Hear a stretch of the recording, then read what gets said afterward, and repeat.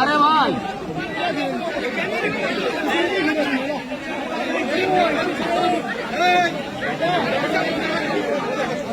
আমি কিছু বলতে চাই দিদি, দিদি দিদি আমি কিছু বলতে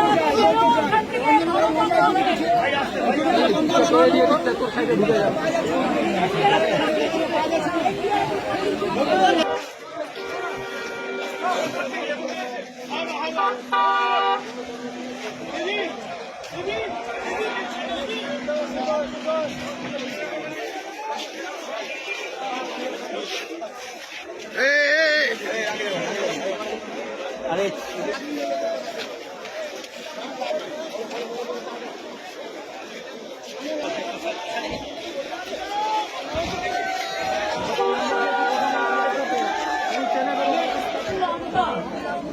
এবং পাঁশকুড়া এই অঞ্চল এই দিকে সব এদিকে জলটাকে দেখাও কিভাবে জল যাচ্ছে। এক্ষুনি সব তোমরাও ডুবে যাবে, এক্ষুনি সরে যেতে হবে। এইটা কালকে রাত্রে এই জলটা আবার ছেড়েছে নতুন করে ছেড়েছে এই জলটা। আজ দুটো পর্যন্ত উদয়নারায়ণপুর, আমতা, পাঁশকুড়া অনেক জায়গা আমরা কন্ট্রোল করলো, এই জায়গাগুলো ডুবে যাবে। আমি বলবো ডিএমকে এক্ষুনি এখান থেকে লোক শিফট করাতে।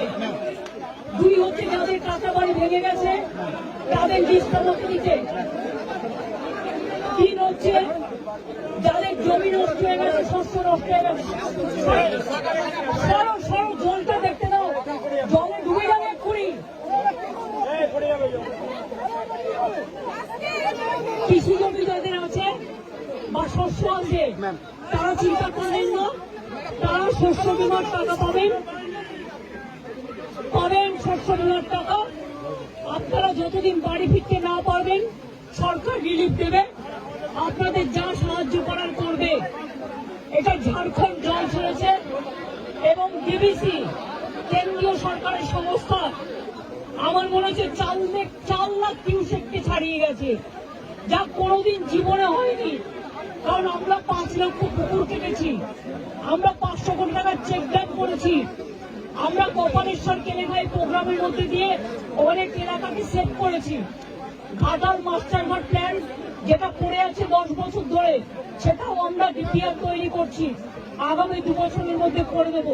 কিন্তু তা সত্ত্বেও যদি এই রেটে জল ছাড়ে আর ডিবিসির জল ধারণ ক্ষমতা এখন মাত্র 36% এসছে, কেন কেন্দ্রীয় সরকার ডিবিসি ড্রেজিং করবে না, ডিসিলটেশন করবে না?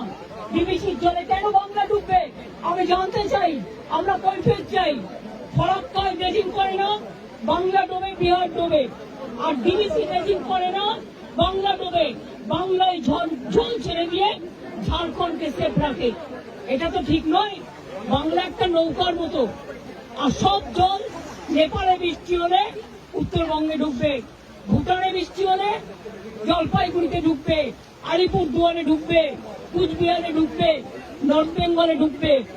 আর মালদা নদীতে গঙ্গার ইরোশন মুর্শিদাবাদে, আর দক্ষিণবঙ্গ ডুবছে ডিবিসির জলে। এবং আমি যা শুনেছি কাল রাতে জলের ওপর আবার জল ছেড়েছে। এই জায়গাগুলো ভেজা ছিল না, অনেকটা দূরে ছিল। আমাকে এসপি বললেন, ডিএম বললেন এটা এক্ষুনি হয়েছে। এবং দেখুন এক্ষুনির মধ্যে এতটা ডুবে গেছে। আমি সবাইকে বলবো জলের ঝুঁকি নেবেন না, জল আর আগুনের ঝুঁকি নেবেন না। অন্তত 2 দিন একটু সেফ প্লেসে থাকুন, তারপরে জলটা বেরিয়ে গেলে তারপরে আপনার আস্তে আস্তে বাড়ি যাওয়ার মতো পরিস্থিতি থাকলে তখন বাড়িতে যান। আর আমি অ্যাডমিনিস্ট্রেশনকে বলবো যা রিলিফ দেওয়ার কোনো যেন রিলিফে অভাব না হয়। প্রত্যেকটা পরিবারকে দেখে নেবেন, আপনাদের কাছে সবকিছু দেওয়া আছে, কেউ যেন অসুবিধায় না পড়ে। আমি মিদনাপুর পশ্চিম, হুগলি, হাওড়া এবং হাওড়া যাবো আমি এবার, মেদিনীপুর পূর্ব ঘুরে যা দেখলাম তাতে আমি সত্যি শঙ্কিত। ডিবিসির সাথে আমরা ফার্দার কোনো সম্পর্ক রাখবো কিনা আমাদের সন্দেহ আছে।